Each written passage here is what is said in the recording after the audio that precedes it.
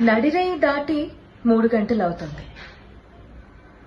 చెట్లతో నిండిపోయిన దట్టమైన అడవది. చుట్టూ ఒక్కటే గుడ్లగూబల అరుపులు. ఆ గుడ్లగూబల అరుపులకి వంత పాడుతూ కీచురాళ్లు. దూరంగా ఎక్కడో నక్కలు కూడా అరుస్తున్నాయి. ఆ శబ్ద తరంగాల మధ్యలో వచ్చే నిశ్శబ్దం కూడా మరణ ఘోషని శాసించేలా ఉంది. అమావాస్య రాత్రేమో చిమ్మ చీకటి, మంచు కూడా కప్పబడి ఉంది. ఎక్కడా చిన్న మినుగురు పురుగంత వెలుగు కూడా కనిపించడం లేదు.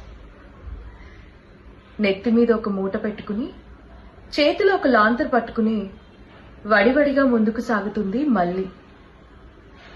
మూట బరువుగానే ఉంది, కానీ మళ్ళీ మనసు తేలిగ్గా ఉంది.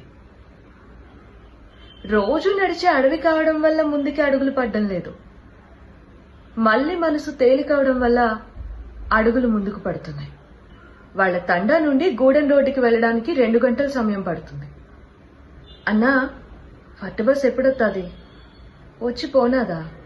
వాల్తేరు పోవాలా అని అడిగింది మళ్ళీ.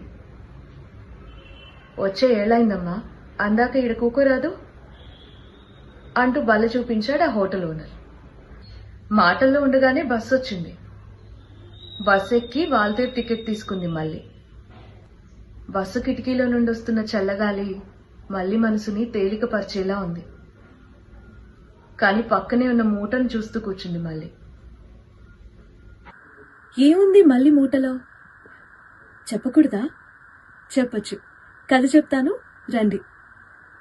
తపస్వి మనోహరం వారి dream tales standup story telling ప్రారంభోత్సవ వేడుకలు జూన్ 22 పుచ్చుపల్లి సుందరయ్య భవన్, ప్రగతి నగర్, హైదరాబాద్ లో కలుద్దాం.